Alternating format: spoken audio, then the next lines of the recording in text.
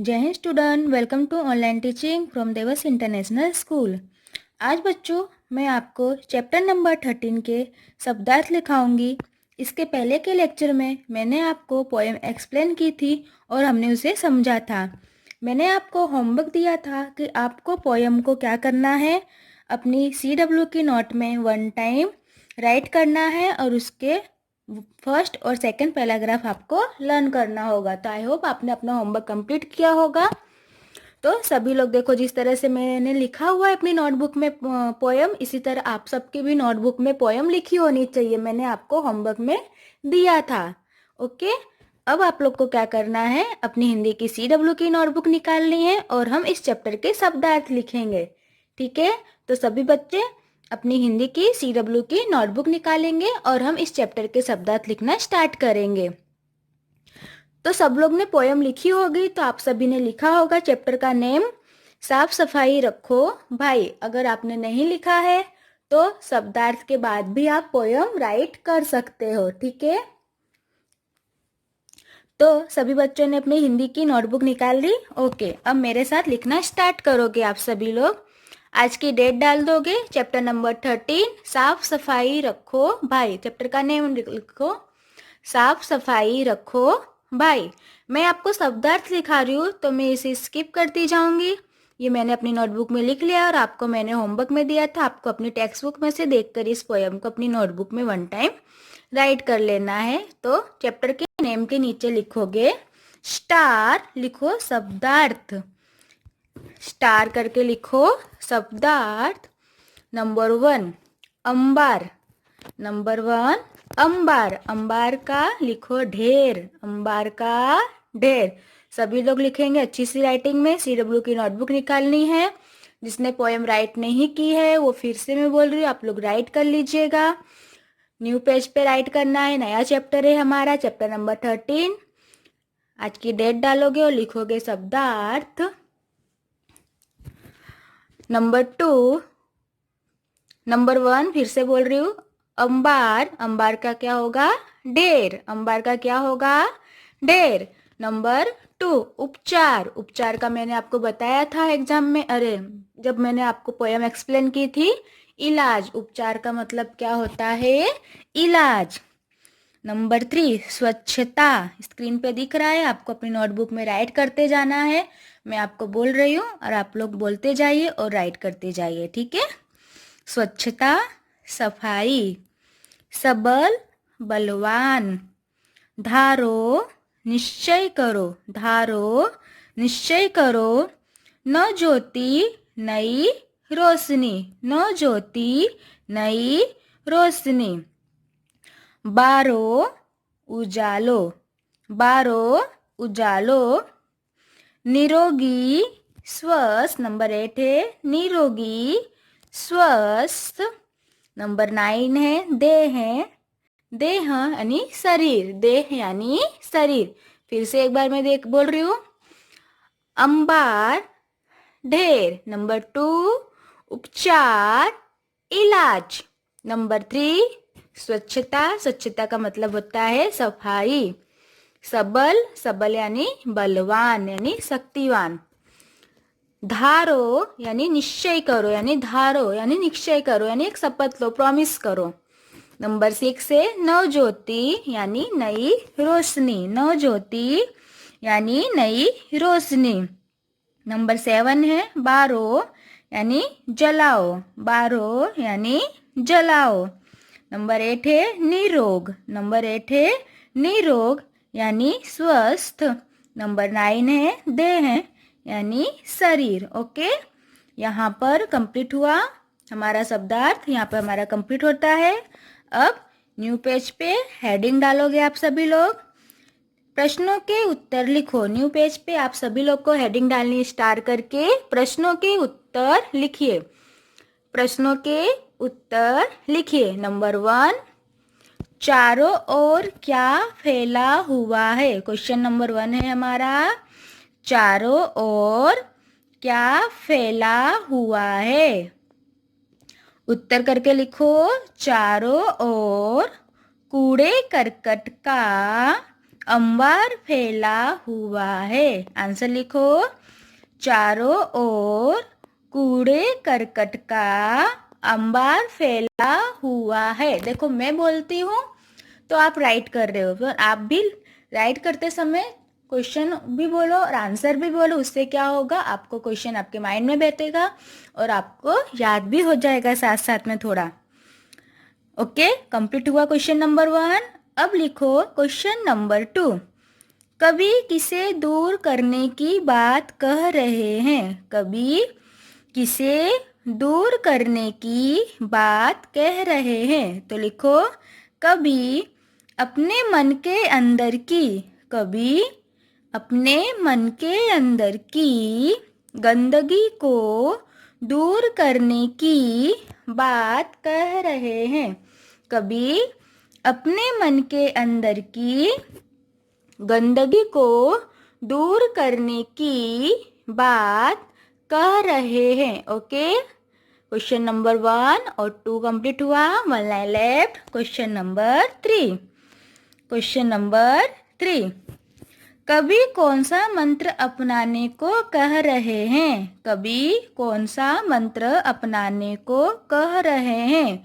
उत्तर लिखो। कभी स्वच्छता का मंत्र अपनाने को कह रहे हैं। कभी स्वच्छता का मंत्र अपनाने को कह रहे हैं। Okay, number 3 complete.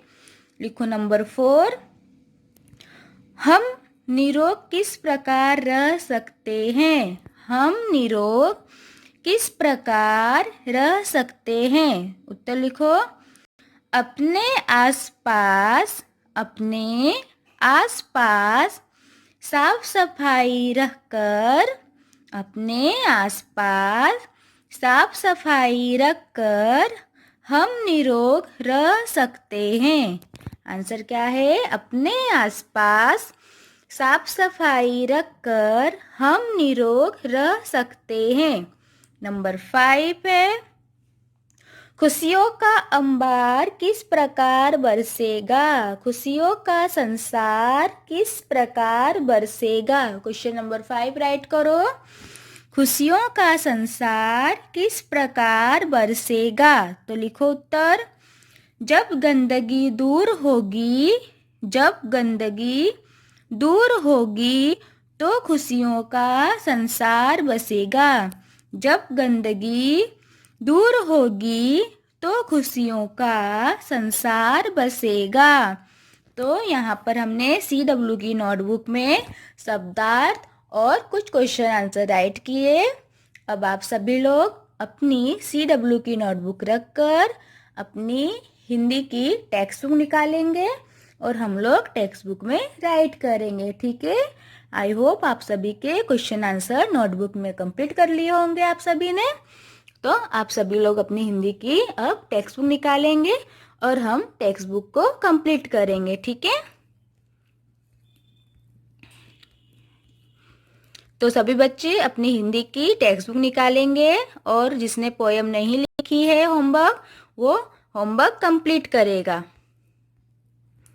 चलो जल्दी से पेज नंबर 78 निकालना है आप सभी को। Page number 78। ओके, निम्नलिखित काव्यांश पढ़िए, पूछे गए प्रश्नों के सही उत्तर चुनिए। यानी पैराग्राफ पढ़ना है और इसमें से ही आंसर देना है। तब तक आप सभी लोग अपनी टेक्स्ट बुक निकालो जल्दी से, जिसने अभी तक नहीं निकाली है। ओके, पेज नंबर कौन सा बोला मैंने, 78। पेज नंबर 78 निकालो। MCQ है सबसे पहले। नहीं गंदगी को तुम पालो, बात यही मन में धारो, जीवन में नव ज्योत जगाओ, दीप स्वच्छता का बारो। ठीक है, इस पैराग्राफ में से हमें आंसर देना है। नंबर 1, कभी किसे नहीं पालने को कह रहे हैं। क्वेश्चन नंबर 1, कभी किसे नहीं पालने को कह रहे हैं। तो लिखो क गंदगी। आंसर लिखो क गंदगी को टिक करो, क नंबर पे टिक करो। नंबर 2 है जीवन में क्या जगना आवश्यक है। जीवन में क्या जगाना आवश्यक है। क एंड ख। क में है बल, ख में नवजोत, तो आंसर होगा ख, नवजोत। नंबर है 3, स्वच्छता का तुर्की बंद वाला शब्द पहचानिए। स्वच्छता का तुर्की बंद वाला शब्द पहचानिए। तुर्की बंद यानी कि मिलता जुलता। स्वच्छता, मित्रता, है ना। तो लिखो क मित्रता, क मित्रता।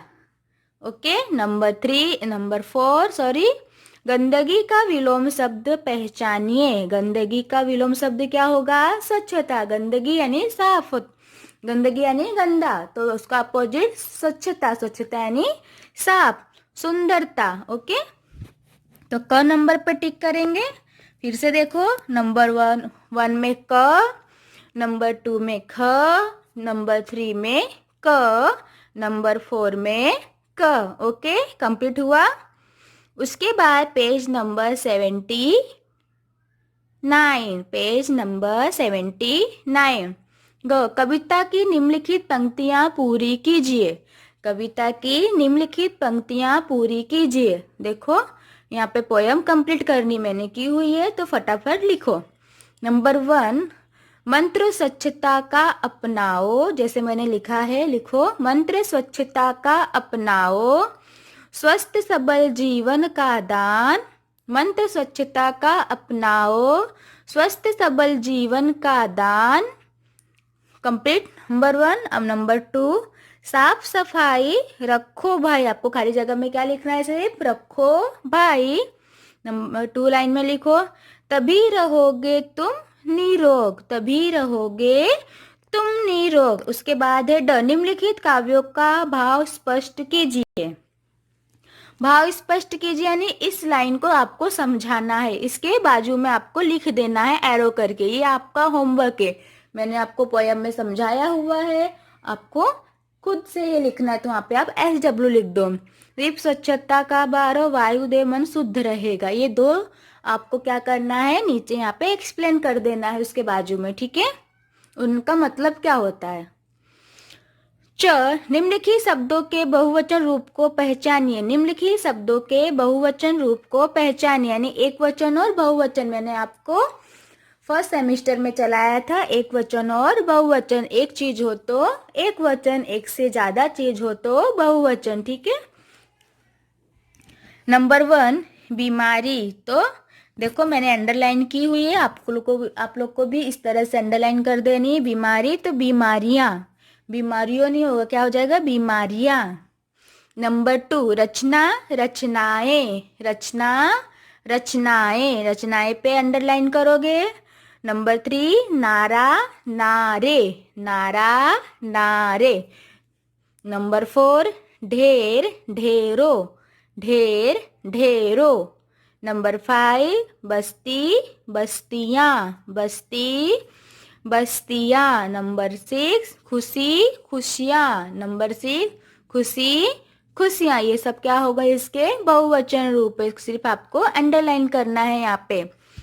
उसके बाद है निम्नलिखित शब्दों में ता जोड़कर नए शब्द बनाइए। निम्नलिखित शब्दों में ता जोड़कर नए शब्द बनाइए, ठीक है। तो इसमें सिर्फ आपको लास्ट में ता जोड़ना है। क्या जोड़ना है? ता। जैसे नंबर 1 है स्वच्छ, तो स्वच्छता क्या हो गया? स्वच्छ, स्वच्छता। नंबर 2, मानव, मानवता। क्या हो जाएगा? मानव, मानवता। नंबर 3, निर्मल, निर्मलता। नंबर 3, निर्मल, निर्मलता। नंबर 4, दानव, दानवता। दानव, दानवता। नंबर 5, पशु, पशुता। पशु, पशुता। नंबर 6, सुंदर, सुंदरता। सुंदर, सुंदरता। यानी आपको सिर्फ लास्ट में क्या करना है? ता लगाना। ओके। अब ज, निम्नलिखित क्रिया शब्द का वाक्यों में प्रयोग कीजिए। निम्नलिखित क्रिया शब्द का वाक्यों में प्रयोग कीजिए। मन, आज मेरा मन कहीं घूमने जाने का कर रहा है। आज मेरा मन यानी हमको ये जो शब्द दिया यानी एक ये क्रिया शब्द है, उसे हमको पूरे वाक्य में प्रयोग करना है, ठीक है। तो मन है तो आज मेरा मन कहीं घूमने जाने को कर रहा है, कर रहा था, ठीक है। नंबर 2, स्वस्थ, स्वस्थ शरीर में स्वस्थ मन का वास होता है, स्वस्थ शरीर में स्वस्थ मन का वास होता है। नंबर 3, जीवन, जीवन में नवज्योति जगाना आवश्यक है, जीवन में नवज्योति जगाना आवश्यक है। आप इसके अलावा भी शब्द बना सकते हो, जैसे मैं हर बार बोलती हूँ आप सभी को, ठीक है। खाली वाक्य रचना आपकी क्या होनी चाहिए, सही होनी चाहिए। नंबर 4, सफाई, हमें अपने आसपास सफाई रखनी चाहिए, हमें अपने आसपास सफाई रखनी चाहिए, ओके। तो यहाँ पर हमने शब्दार्थ किया और अपना टेक्स्ट बुक का पोर्शन कंप्लीट किया है, ठीक है। साथ ही नोटबुक में भी कुछ क्वेश्चन आंसर हमने कंप्लीट किए हैं। समझ में आया आप सभी को, राइट हो गया सभी का, वेरी गुड। अब देखो रचनात्मक कार्य, स्वच्छ भारत अभियान के विषय में अध्यापक अध्यापिका से जानकारी प्राप्त कीजिए। अब इसमें तो हम मिल नहीं सकते हैं, तो हम क्या करेंगे, लाइव लेक्चर में इसके बारे में बात करेंगे, ठीक है। तब तक के लिए आपका होमवर्क अगर बाकी है, आपको क्या करना है, आज मैंने जो क्वेश्चन आंसर लिखाए हैं उससे आपको लर्न करना है। जो क्वेश्चन आंसर आज मैंने लिखाए हैं वो आपको लर्न करना है, और जिसने अभी तक पोएम नोटबुक में राइट नहीं की है वो पोएम भी नोटबुक में 1 टाइम आपको राइट करना है। जिसने किया है उसे नहीं करना है, पर जिसने अभी तक नहीं किया है उसे पोएम को राइट करना है, ठीक है। समझ में आया आप सभी को, क्या करना है होमवर्क में, क्वेश्चन आंसर लर्न करना है। साथ ही जिसने इसके आगे के लेक्चर में जब मैंने कहा था कि पोएम आप राइट करना है और ऊपर के फर्स्ट और सेकंड पैराग्राफ आपको लर्न करना है, जो मैं आपको आपके लाइव लेक्चर में पूछने वाली हूँ। तो समझ में आया, आपका होमवर्क कंप्लीट करना है, ठीक है। इसके बाद के लेक्चर में आपको इस चैप्टर की वर्कशीट कराऊंगी, ठीक है। तो आज का लेक्चर हम यहाँ पे फिनिश करते हैं। जय हिंद।